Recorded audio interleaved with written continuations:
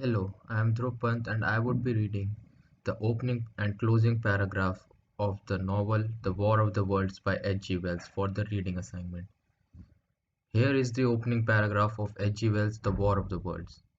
No one would have believed in the last year of 19th century that this world was being watched keenly and closely by intelligence greater than man's and yet as mortal as his own. That men busied themselves about their various concerns, they were scrutinized and studied, perhaps almost as narrowly as man with a microscope might scrutinize the transient creatures that swarm and multiply in a drop of water. With infinite complacency, men went to and fro over this globe about their little affairs, serene in their assurance of the empire of our matter. It is possible that in Fusoria under the microscope do the same.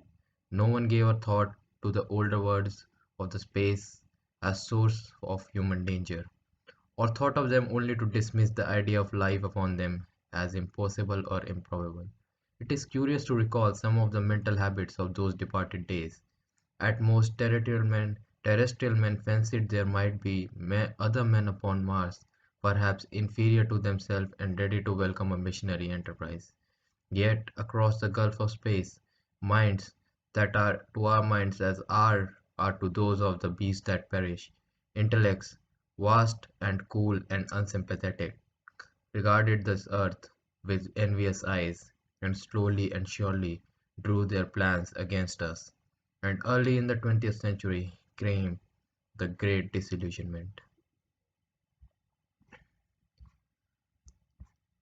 And here is the paragraph quoted from the end of the novel. For so it had come about, as indeed I and many men might have foreseen had not terror and disaster blinded our minds.